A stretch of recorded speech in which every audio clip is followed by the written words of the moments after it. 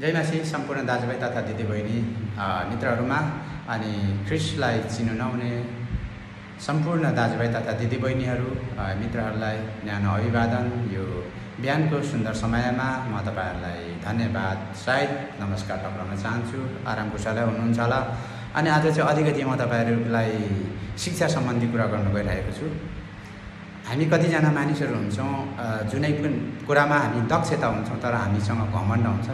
तर घमण्ड चाहिँ किनकि मानिसको चाहिँ मृत्यु हो, मृत्युमा पुर्याउँछ घमण्डले मानिसलाई। जस्तै मान्छे ज्ञानी होस्, जस्तै मान्छे धनी होस्, जस्तै मान्छे राम्रो सुन्दरता होस्, तर पनि उसँग घमण्ड छ भने त्यो घमण्डले चाहिँ उसलाई तल लान्छ है। अस्ति मैले कुरा गरेको थिएँ योनाको बारेमा। योना एक अगमवक्ता व्यक्ति थिए है। अनि उहाँको बलवट परमेश्वरले बोलाउनु भयो, उहाँलाई एउटा प्रचारक अनि एउटा अगमवक्ता हुने र उहाँलाई चाहिँ निनिवे शहरमा पठाउनु भएको थियो। तर उहाँसँग घमण्ड भएको कारणले गर्दाखेरि परमेश्वरको कुरा नमानिकन उहाँ चाहिँ तर्सिसतिर गएको कुरा छ। अनि त्यसमा चाहिँ उहाँ जुन त्यो जहाजमा चढेको जहाजमा चाहिँ ठुलो आँधी हुरी बतासले गर्दाखेरि त्यो जहाजलाई चाहिँ पल्टाउन खोजेको कुराहरू छ। अनि त्यस पछाडि गएर ती नाभीहरूले त्यो साइड लगाउनु खोज्दाखेरि पनि त्यो साइड लगाउन नसकेको कुरा। अनि त्यस पछाडि गएर बिचमा गएर चाहिँ तल्लो तलामा सुतिरहेको थियो। अनि त्यस पछाडि गएर त्यो क्याप्टनले उठाए। अनि त्यसमा सबैले चिट्ठा हाले, सबैले भने त्यहाँ जसले आफ्नो आफ्नो परमेश्वरलाई पुकार गरौँ, कसको कारणले यस्तो भयो भनेर चाहिँ उनीहरूले प्रार्थना गरे पछाडि लास्टमा गएर योनाकोमा चिट्ठा हाले। अनि सबैले प्रार्थना गरिसकेपछि आफ्नो परमेश्वरलाई पुकारेर अनि त्यो शान्त नभएपछि चाहिँ उनीहरूले चिट्ठा हाले। चिट्ठा हाल्दाखेरि चाहिँ योनाको हातमा योनाको नाममा पर्यो चिट्ठा। अनि त्यस पछाडि योनालाई बुझे। अनि योनालाई बुझ्दाखेरि योनाले के भन्यो भनेदेखि के गर्दाखेरि चाहिँ यो शान्त हुन्छ तपाईँ को भन्दाखेरि चाहिँ म जो स्वर्ग र पृथ्वी सृष्टि गर्नुहुने परमेश्वर। योना 1:9 भनेको छ, तिनले जवाफ दिएर भने म एक हिब्रू अनि म स्वर्गका परमेश्वरको आराधना गर्दछु जसले समुद्र जमिन दुवै बनाउनु भयो। समुद्र र जमिन आकाश पृथ्वी सबै सृष्टिकर्ता परमेश्वरको चाहिँ ऊ एक आराधक हो, उसले आराधना गर्थ्यो है। तर तिनले अब के गर्दा चाहिँ शान्त हुँदछ भन्दाखेरि चाहिँ उसले भन्यो अनि 1:12 भनेको छ, तिनले जवाफ दिए मलाई उचालेर समुद्रमा फालिदेऊ र समुद्र शान्त हुनेछ किनकि मेरै कारणले गर्दा तिमीहरूमाथि यो प्रचण्ड आँधी चलेको हो भन्ने म जान्दछु।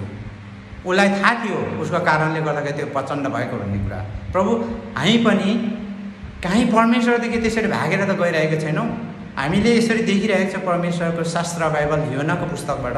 हामी पनि परमेश्वरदेखि भाग्ने कोसिस नगरौँ, परमेश्वरको नजिकमा जाने कोसिस गरौँ है। अनि उहाँलाई समुद्रमा समुद्रको बिचमा फ्याँकेपछि अनि समुद्रको जति व्यापारीहरूको त्यो सामानहरू सबै फ्याँकिदियो, त्यो जहाज हल्का बनाउनुको लागि डुब्छ भनेर, र पनि रोकिएन। त्यस पछाडिको उसलाई जब समुद्रमा फ्याँकेपछि उसलाई खानको निम्ति चाहिँ परमेश्वरले एउटा माछालाई चाहिँ अराउनु भयो। अनि माछाले गएर चाहिँ उसलाई खायो। अनि माछाले सर्लक्क निलेपछि 3 दिन 3 रातसम्म माछाको पेटभित्र बसेर योनाले चाहिँ अनि पुकार गरे। अनि त्यस पछाडि योना 1:2 अनि त्यस पछाडि गएर 4 अनि त्यस पछाडि 7 अनि त्यस पछाडि गएर 10को वचन म तपाईँहरूलाई सेयर गर्नेछु। अनि त्यस पछाडि गएर आजको वचनलाई म अन्त्य गर्न चाहन्छु। र हामीसँग घमण्ड आम्भावना अनि त्यस्तो छौँ भने, परमेश्वरदेखि तर्केर हिँडेछौँ भने प्लिज सबैजनालाई आइदिनु होला। परमेश्वरको नजिकमा आउने कोसिस गर्नु, परमेश्वरदेखि तर्केर नजानु। हामी सबैको बलवाट छ, कोहीको टिचिङ गर्ने छ, कोहीको पास्टरे गर्ने छ, कोहीको मान्छेलाई कमान्डिङ गर्ने छ, कोहीलाई दिने छ, कोहीलाई काममा लगाउने छ होइन।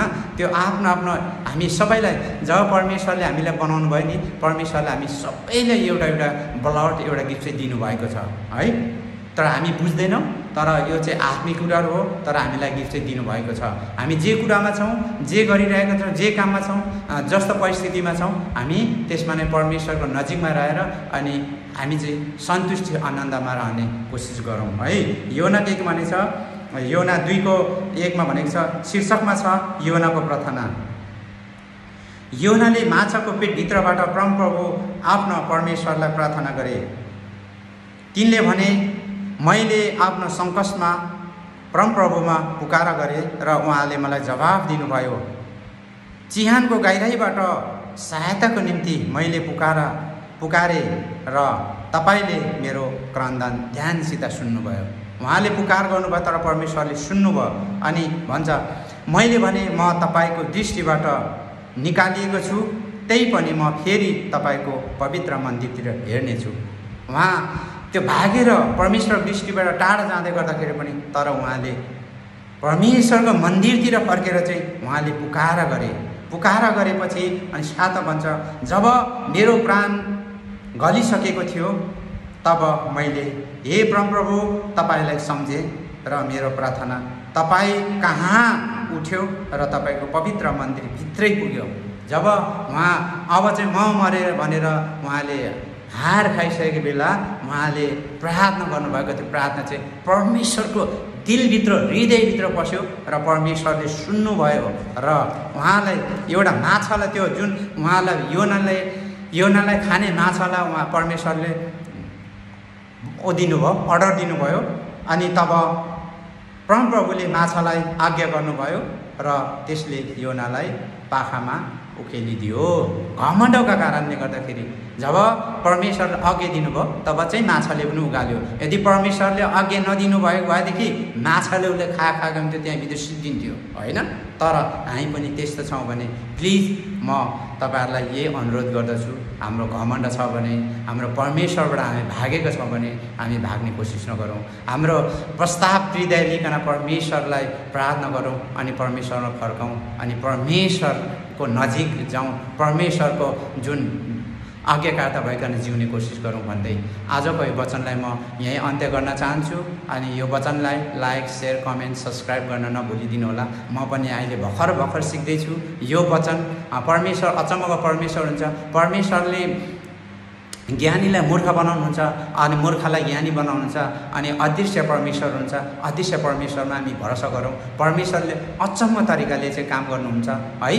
अनि त्यो कारणले गर्दाखेरि म सबैजनालाई यही विनम्र अनुरोध गर्न चाहन्छु, जबसम्म अर्को वचन आउँदैन तबसम्मको लागि सबैलाई म सुरक्षा, शान्ति, आनन्द, आशिष बोल्दै आजको वचनलाई म यहाँ अन्त गर्न चाहन्छु। सबैजनालाई जय मसीह, नमस्कार, बाई बाई।